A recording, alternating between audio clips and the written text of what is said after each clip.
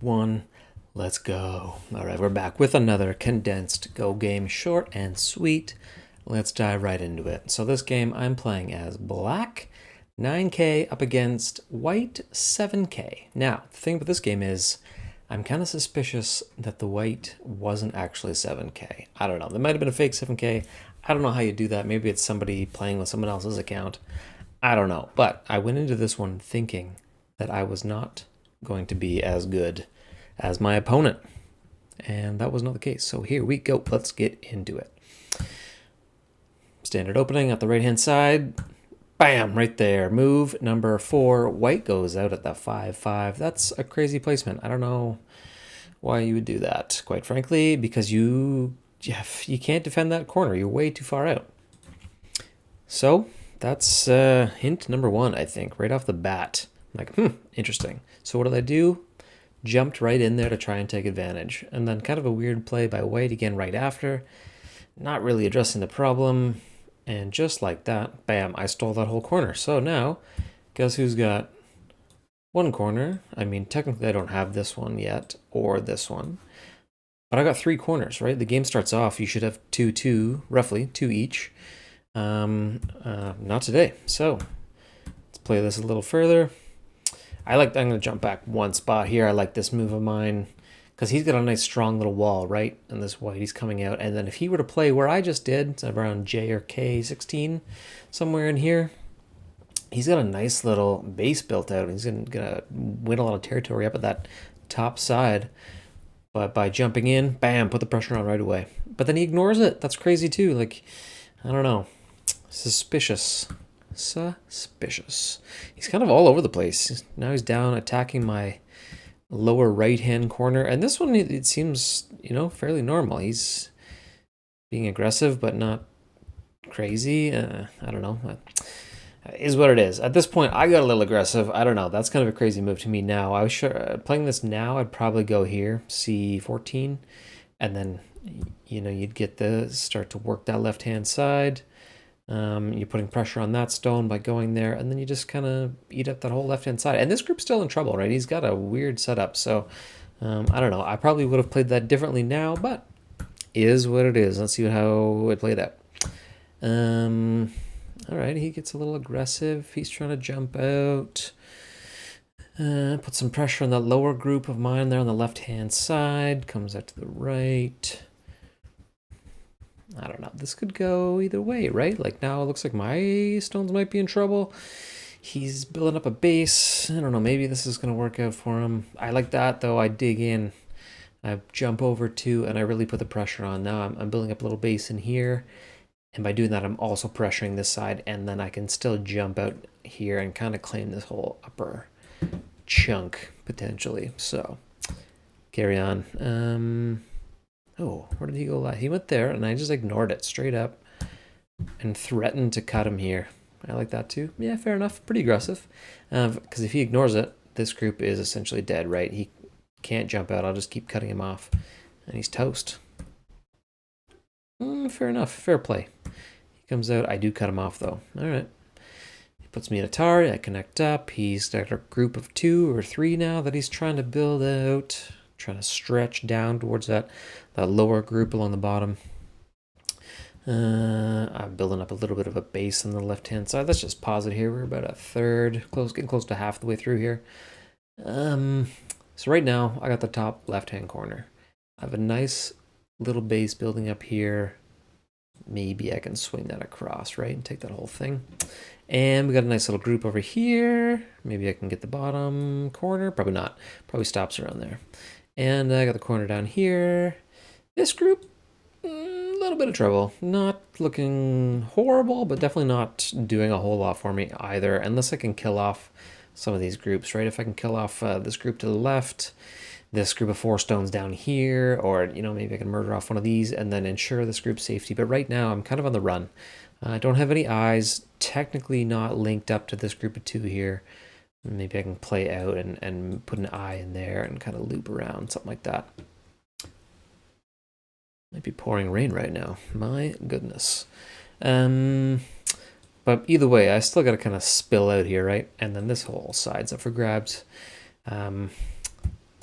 White, though, on the other hand, like this actually looks, maybe he can get that, right? This is, I mean, there's a lot of open space in there I can jump in, but he's got that. This group, probably dead. I don't know. This one also kind of on the run. And not much going on out here either. So white, yeah, white's not looking very good at this point. He did have the advantage apparently about 20 moves ago. But anyway, seems to have fallen apart already. Computer's giving it to my advantage right now. So move on ahead. Cut him off, put the pressure on. Oh, look at that. Now he's in trouble. This group's only got 3 liberties. He's got to link up, and then that group's only going to have 3 or 4 liberties. Pressure is on. He ignores that Atari, so I take him, put him in another Atari, which he follows through on. I link up. Pressure's on. He's got 1, right? This group's only got 1 life left. He's got to go there. And then if I go there, he's down to 3 again. This group, I think, is pretty much dead now. Great news for me.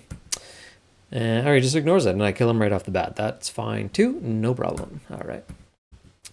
He's got a group of 6 there. See, right now, it's starting to really fall apart for him. We're at move 80.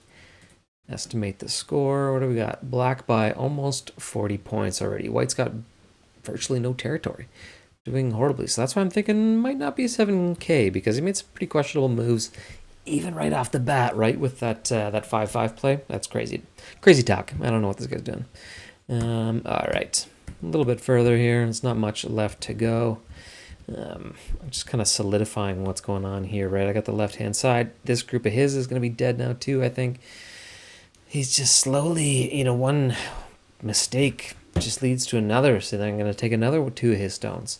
And it just compounds. If you start running and you're just trying to survive as opposed to you need that balance of surviving but also being aggressive. You can't just be trying to survive, because then your opponent's going to be aggressive in building their bases, building up their territory, and kind of getting a 2-for-1 with a lot of their stones, and you're not doing that. You're just 1 stone is just to survive, and it just, in the long run, it's not going to pay out,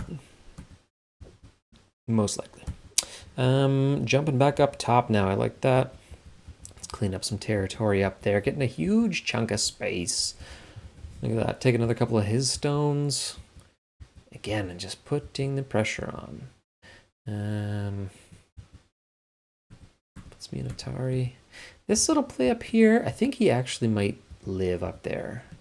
He might have done enough, because he's gonna have 1 eye here, and he can probably sneak in an eye on either side of that. So I think he actually did manage to get a little bit of space up there, but in the grand scheme of things, that's nothing. He's so far behind at this point. Take another stone right there. Take another stone right there. He took 1. Fair enough. Touché, sir. But then, look at that. That's game over. That's what that is right there. How did he just ignore that? Right? Like, he's back to about... It's been in trouble for a while. Yeah, here. Put him in Atari. He backed off, connected up. But here, this whole group, it's only got 3 liberties. That's in trouble. If I cut him off, he's down to 2, and he, that spells trouble. I probably should have attacked that earlier. He was putting pressure on me, though, up top. I'm trying to save that space salvage. Yeah, Yeah, that one I probably didn't have to play there. Nah, fair enough. I don't know.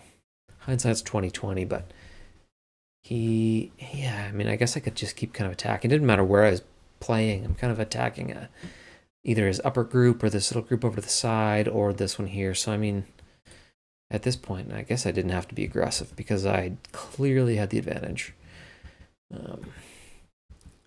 Yeah, putting the pressure on there. Then I got it. That's pretty nice, actually. I like how that played out. Put him in Atari. Let's back up a couple. Right there. Put him in Atari. That 1 stone. I don't know. He puts me in Atari for some reason. But instead of taking it, cut him off. Then he's like, oh, I'll take that guy. Oh, wait. I'll put you in a double Atari. Triple Atari. Triple Atari. I don't know if I've seen that before. I mean, I probably have, but look at this group, right? 1 liberty right there at M14.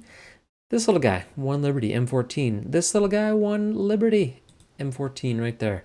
That is a triple Atari for the win. Whoops, took the camera off.